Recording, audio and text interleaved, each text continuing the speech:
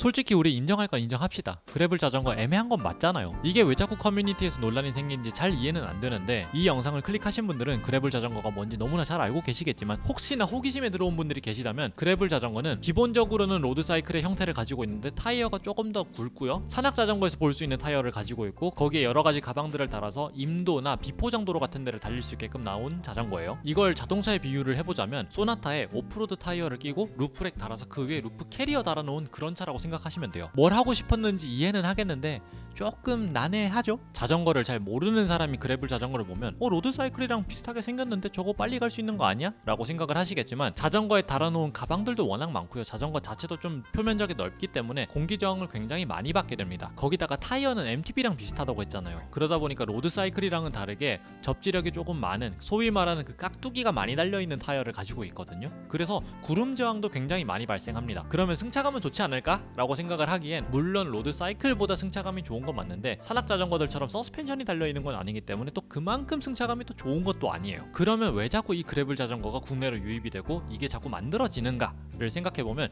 자전거 만드는 회사들의 그 지형을 잘 봐야 돼요. 유럽이나 북미는 굉장히 땅이 큽니다. 넓고 크고 포장이 안 되어 있는 길들이 굉장히 많아요. 하지만 거기도 누군가는 자전거를 타고 있거든요. 그러다 보니까 굉장히 먼 거리를 내가 스스로 이동을 해야 되고, 그걸 자전거로 해내려다 보니까 로드사이클로만 가기엔 충분치 못했던 거고, 산악 자전거가 이미 있는데 굳이 그래블을 타야 되나요? 라고 묻는다면, 산악 자전거는 산에서 타는 산악 자전거잖아요. 실제로 산악 자전거 대회들을 보면 우리가 생각하는 거랑 조금 달라요. 우리가 흔히 동네에서 볼 수 있는 중장년층의 그 산악 자전거 문화와는 사뭇 다릅니다. 굉장히 러프하고요, 굉장히 저돌적이고, 그 뭐랄까, 목숨을 그냥 내놓은 사람들이 되게 많아요. 아무튼 그렇게 비포장된 엄청나게 넓은 평야와 언덕들을 굴렁굴렁 넘어가는 형태를 조금 수월하게 만들어주는 게 이 그래블 자전거인데, 우리나라에 그렇게 끝이 없는 평야 혹시 보신 적 있나요?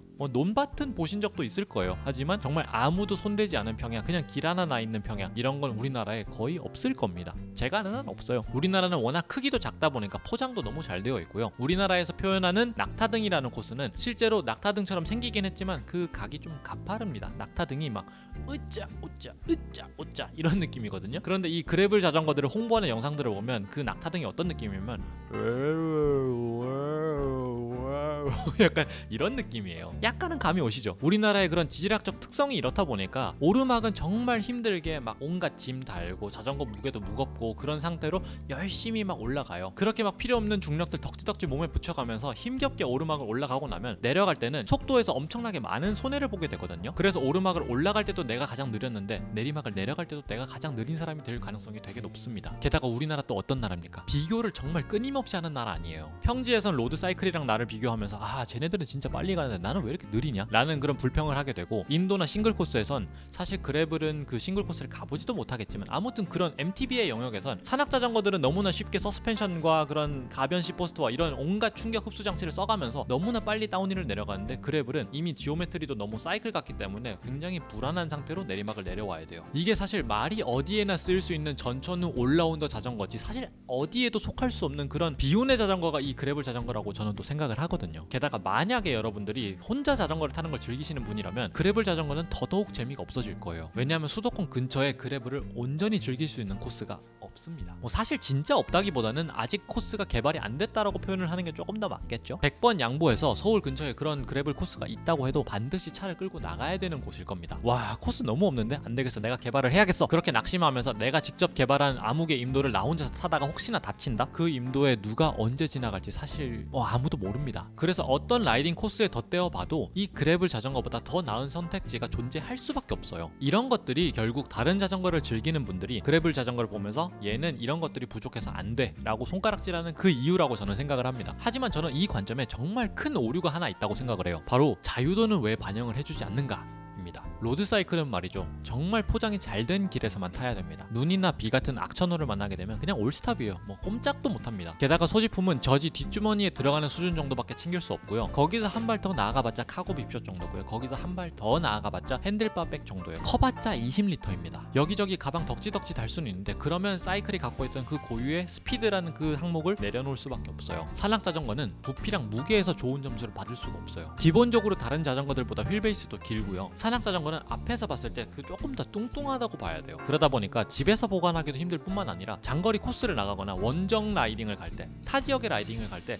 차에 싣기도 굉장히 불편해요. 유튜브에 자전거 차에 싣는 방법 이렇게 검색을 해보시면 로드사이클은 정말 많이 나옵니다. 미니벨로는 뭐 검색할 것도 없어요. 너무나 쉽게 들어가니까요. 그래블 역시도 사이클의 형태를 띠고 있기 때문에 앞바퀴 정도만 떼주면 충분히 넣을 수 있는데 MTB 차 안에 넣는 거 보신 적 있나요? 뭐 SUV는 넣을 수 있어요 라고 말씀을 하실 수도 있겠지만 SUV는 다른 자전거도 다 들어갑니다. 좀 큰 승합차로 치자면 뭐 그런 자토바이 같은 것도 들어가요. 넣으려면 다 넣을 수 있습니다. 하지만 모든 자전거를 타는 사람들이 SUV만 타는 건 아니잖아요. 당장 저만 해도 소나타를 타는데. 그런 점들을 고려했을 때 이 산악 자전거는 휴대성이라는 측면에서 정말 빵점에 가깝습니다. 미니벨로 일단 속도에서 아웃이죠. 누군가는 그거 브롬톤이나 그렇지 버디 같은 접이식 자전거 중에 굉장히 빠른 자전거들 얼마나 많은데 라고 반문하실 수도 있는데요. 솔직히 그런 자전거 잘 접힙니까? 이 접이식 자전거의 그 꽃은 잘 접힌다인데 안 잘 접히잖아요. 다른 건 몰라도 이 접이식 자전거 접히는 방식만큼은 브롬톤이 가지고 온 그 3단 트라이폴드 방식이 가장 깔끔하다고 저는 생각을 하는데, 그러면 뭐합니까? 브롬톤에 가방 달고 이거저거 다 달면 그냥 느린 그래블 되는 거밖에 안 돼요. 심지어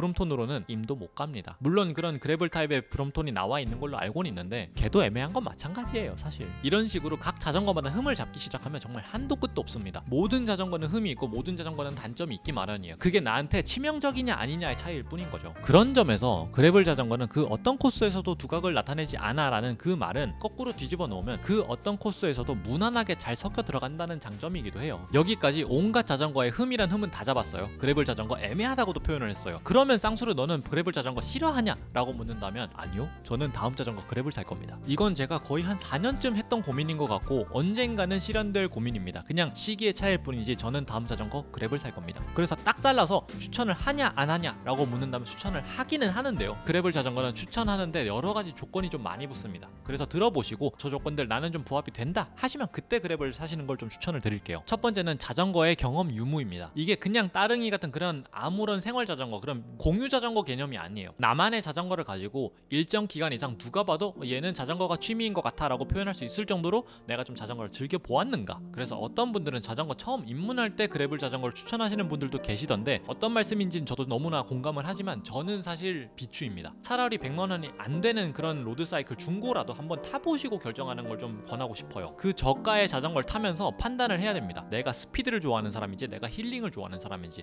이거 빨리 파악을 해야 돼요. 그래야지 그래블 시장에 발을 담더라도 후회를 좀 덜합니다. 골프 아이언들을 보면 조금 고가의 전문가용 아이언들을 보면 내가 원하는 구질로 막 칠 수 있다고 그런 광고를 많이 해요. 내가 슬라이스를 치면 슬라이스를 칠 수 있고 내가 드로우를 치면 칠 수 있는 정말 내 마음대로 구질을 만들 수 있는 그런 아이언이 있었거든요. 근데 걔 헤드가 진짜 요만했단 말이에요. 저 같은 골프를 잘 칠 수 없는 입문자는 어떻게 쳐도 직선으로 딱 나아가는 그런 아이언이 필요합니다. 왜냐면 나는 지금 드로우를 치고 싶어서 치는 게 아니고 슬라이스를 치고 싶어서 치는 게 아니거든. 직선으로 가는 것도 힘들어 죽겠으니까 내 아이언이 제발 나의 그 부족한 점을 잘 메꿔서 어떻게든 공을 좀 직선으로 보냈으면 한단 말이죠. 그런데 이 그래블 자전거는 내가 어떤 가방을 다냐, 어떤 휠을 다냐, 어떤 타이어를 다냐, 어떤 기어비를 다냐에 따라서 내가 즐기고자 하는 코스의 그 난이도가 너무나 많이 흔들리기 때문에 굉장히 섬세하고요. 어떤 면에서는 굉장히 예민한 자전거입니다. 사실 사이클보다 더 예민할지도 몰라요. 그래서 저는 로드사이클이든 MTB든 어느 정도 그 지식을 좀 쌓으신 분 혹은 경험이 있으신 분들에게 그래블을 좀 타보시라고 권하고 싶어요. 두 번째는 풍부한 그래블 지인 유무입니다. 그래블은 그 어떤 자전거보다도 여러 명이서 즐겨야 된다고 생각해요. 같이 오프로드를 달리면서 가끔은 나무에 자전거 좀 세워놓고 캠핑 의자 하나 꺼내서 앉아서 우리끼리 커피도 좀 내려 마시고 아니면 캠핑 장비를 아예 챙겨가서 거기서 그냥 캠핑을 해버리던가 그런 식으로 기존의 자전거들과는 완전히 달라진 새로운 자전거 환경에 여러분들이 노출이 될 거예요. 그렇기 때문에 더더욱 여러분들을 이끌어줄 선배 같은 사람이 필요합니다. 본인이 엄청난 경력의 백패커라면 아무 문제가 안 되겠지만 만약에 이 모든 환경에 나는 좀 익숙하지 않다라는 분이시라면 저는 여러분들이 주변에 그래블을 즐기는 지인들이 있는지 한번 살펴보시고 혹시 없으시다면 금개구리님처럼 정말 그래블 자전거를 오랫동안 즐겨온 분들의 컨텐츠를 꾸준히 좀 소비를 해보시고 지식을 좀 쌓아가시길 권합니다. 세 번째는 충분한 시간이에요. 그래블 자전거가 우리에게 제공하는 그 즐거움들은 굉장히 많은 시간을 요구합니다. 같은 거리라도 그래블 자전거는 로드사이클보다 훨씬 더 오랜 시간을 달려야 되고요. 코스 자체도 사이클보다 훨씬 험해요. 반면에 오프로드 다운힐은 굉장히 험하고 가팔라서 MTB처럼 막 쏘아 내리지도 못하고 사실 내려서 걸어 내려야 될 수도 있어요. 어떻게 보면 진정한 자전거 모험인 거죠. 그래서 다른 형태의 자전거들보다 훨씬 더 많은 시간을 안배할 수 있는 분들에게 그래블 자전거를 추천하고 싶어요. 마지막 네 번째는 커스터마이징 선호 여부입니다. 저는 스쿠터를 하나 타고 있는데 제가 슈퍼커브 대신에 베스파를 골랐던 이유는 슈퍼커브를 예쁘게 꾸밀 자신이 없어서도 있었어요. 진짜 하늘 아래 같은 그래블 자전거는 없다라고 이야기할 수 있을 정도로 모든 그래블 자전거 오너들은 자기 자전거를 정말 예쁘게 꾸미고 다닙니다. 꾸미는 과정 자체가 그래블 자전거의 즐거움 중 하나라고 해도 과언이 아닐 거예요. 그래서 나는 뭐 꾸미는 거 딱 질색이고 그냥 산 형태 그대로 딱 즐기고 싶어 라는 분들이 계시다면, 물론 그런 분들께도 그래블 자전거 사시는 거 제가 반대하진 않겠지만 그래도 그래블 자전거의 많은 즐거움을 놓치고 있다 라는 이야기는 좀 드리고 싶네요. 이게 다른 자전거들의 그 컴포넌트 바꾸는 수준이 아니에요. 진짜 내가 추구하는 그 스타일의 자전거 가방을 하나 사려고 온갖 해외 사이트를 뒤지고 막 이베이에서 중고를 어렵게 구해오고 그렇게 내 자전거를 꾸미는 그 과정이 이 그래블 자전거의 재미란 말이죠. 솔직히 저는 좀 힘들어하는 부분이긴 한데 그거 즐기는 분들 너무나 많으시거든요. 그래서 멀리 갈 것 없이 개인 차를 가지고 계신 분이라면 여러분들의 차를 한번 보시고 내가 내 차를 좀 꾸몄는가 이런 것들만 보시더라도 내가 그래블 자전거에 잘 맞는 사람인가를 어느 정도는 좀 가늠해 볼 수 있지 않을까 라는 생각도 해봅니다. 사실 제 주변에 그래블 자전거를 즐기는 친구들이 정말 많은데 당장 저는 막 엄청나게 즐기는 사람은 아니거든요. 사실 그래블 자전거를 타본 경험도 그렇게 많지 않고요. 그래도 그래블 자전거를 진짜 너무 하나 갖고 싶어서 제가 조사를 정말 오래 했었고 주변에 그래블 자전거 즐기는 지인들한테 그 경험이 어떤지 너무나 많이 물었던 그런 제가 모았던 데이터들을 수집해서 오늘 여러분들께 말씀드리는 거니까 너무 진지하게 너 그래블 똑바로 타는 놈도 아니면서 무슨 자격으로 그런 이야기를 하냐 라고 생각만 하지 마시고, 쟤는 그래블을 좋아하는 것 같긴 한데 대충 그래블에 대한 저런 생각을 좀 가지고 있구나 정도로만 봐주시면 너무 감사하겠습니다. 올해는 어떻게든 친구들과 함께 그래블을 한번 즐겨볼 수 있으면 너무나 좋겠다는 생각 또 드네요. 오늘 제가 준비한 영상은 여기까지고요. 이 영상이 마음에 드셨다면 구독과 좋아요 꼭 눌러주시길 바라겠습니다. 모두들 바이 가이스.